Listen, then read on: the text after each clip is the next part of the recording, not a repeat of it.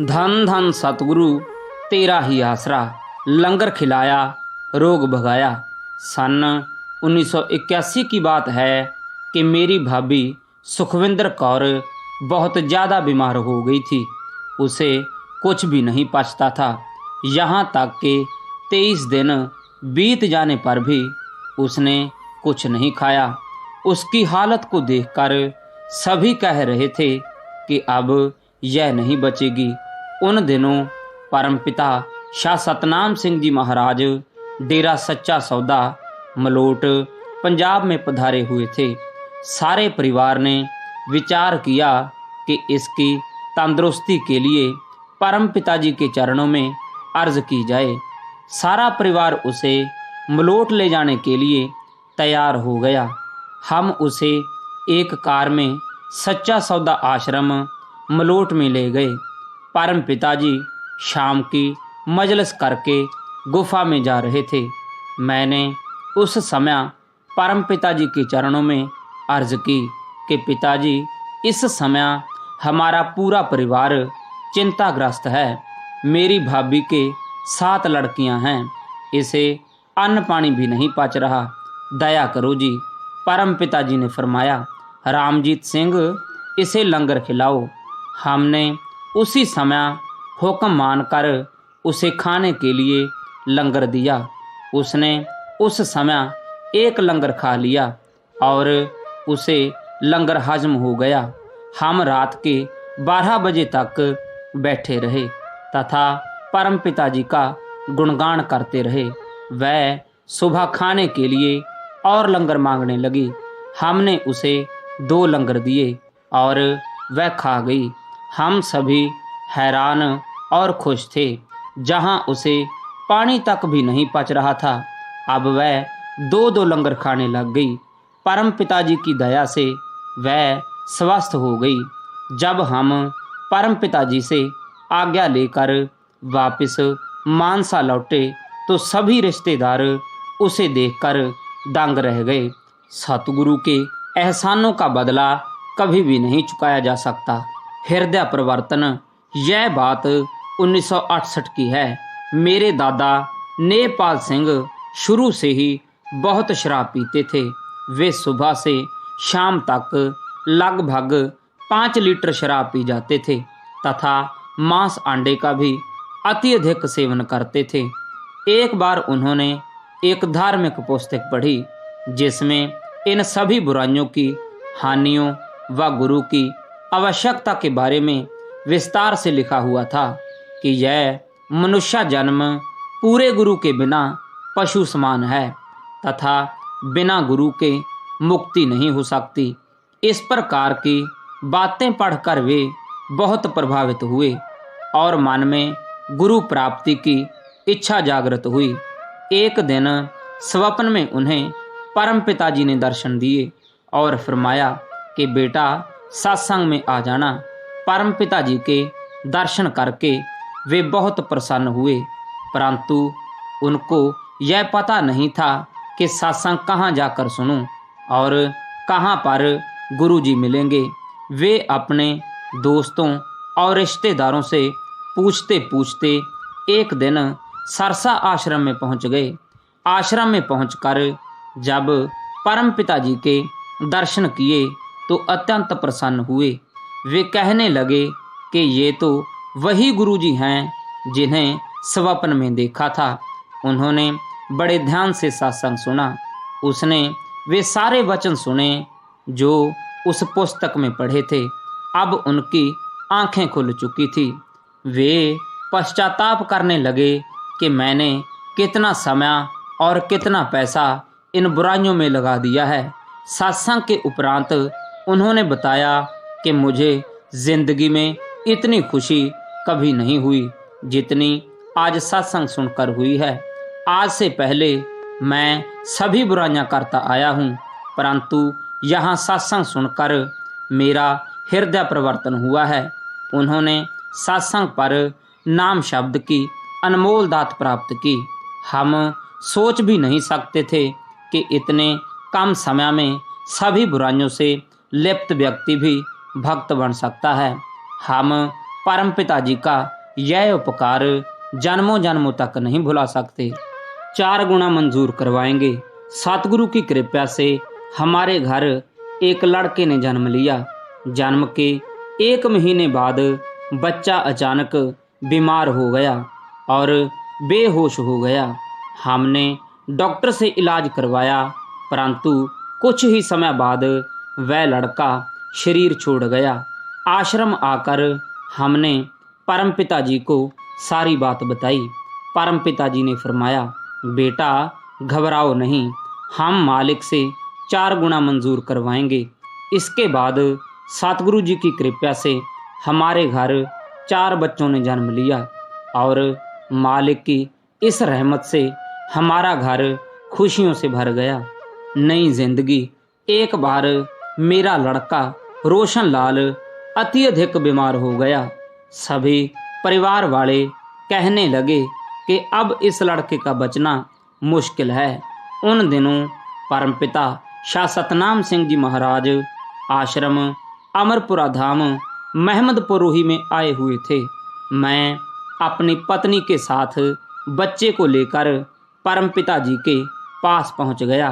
परमपिता जी ने बच्चे पर अपनी पवित्र दया दृष्टि डाली और फरमाया, बेटा सुमरन करो और कुछ दवाई दिलवाओ, मालिक सब ठीक करेगा। परम पिताजी की रहमत से वह लड़का कुछ ही दिनों में बिल्कुल ठीक हो गया। इस प्रकार परम पिताजी ने अपनी दया दृष्टि से हमारे बच्चे को नई जिंदगी दी। देख लिया करिश्मा। यह बात सन 1988 की है। एक दिन मैं दुकान का सामान खरीदने के लिए दिल्ली गया हुआ था।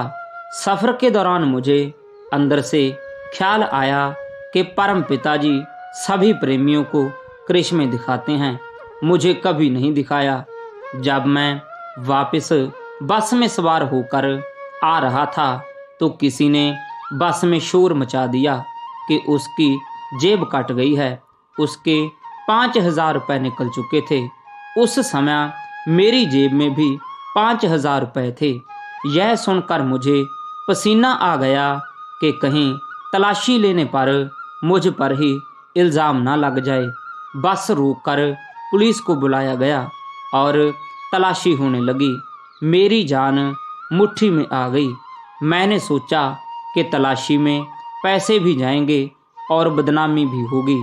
आखिर मैंने परम पिताजी से मन ही मन अर्ज की कि पिताजी अब तो आप ही रक्षा करें।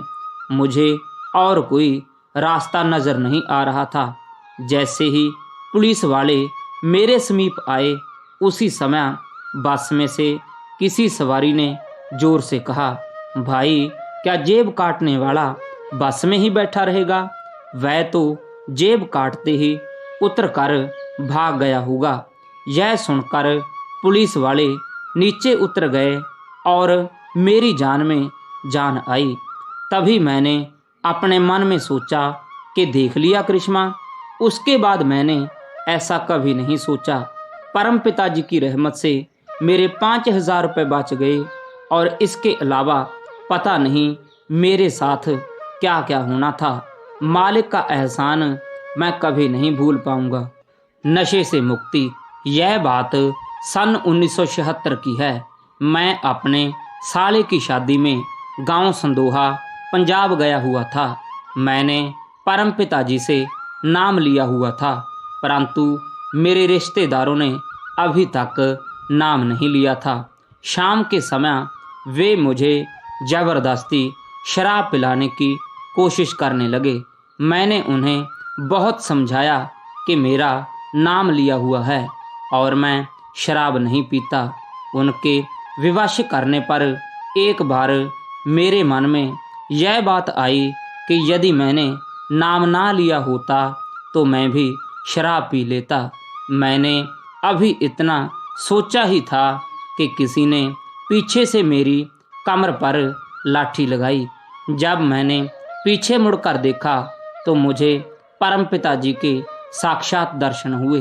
परम पिताजी बोले, बेटा शराब जैसे भयानक नशे से तुझे बचाया है और अब तू शराब पीने की सोच रहा है।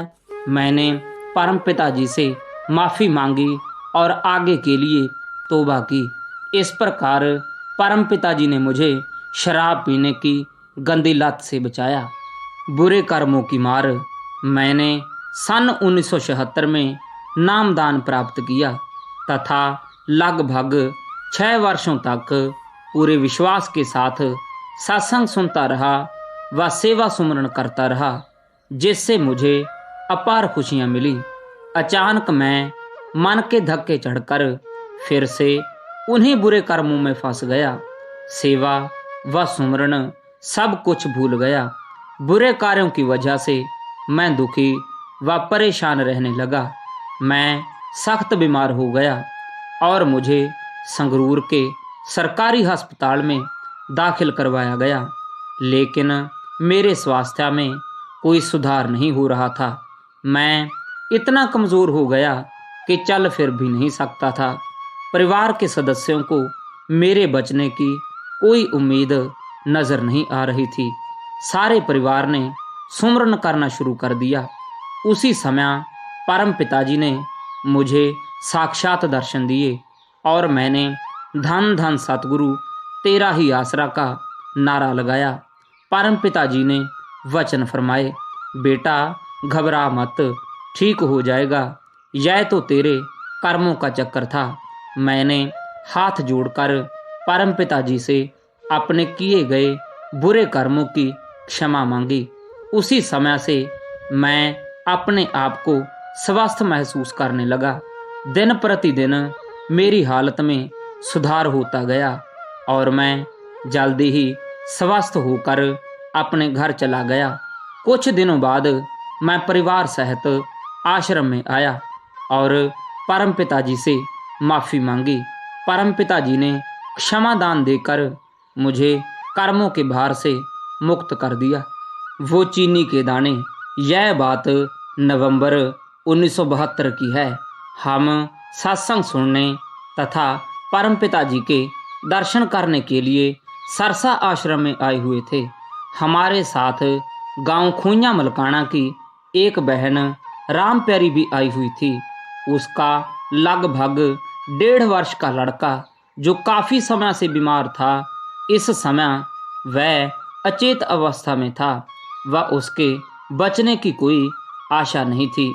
वह उसे परम पिताजी से आशीर्वाद दिलवाने के लिए अपने साथ लेकर आई हुई थी। परम पिताजी स्टेज पर विराजमान थे। शब्द वाणी चल रही थी।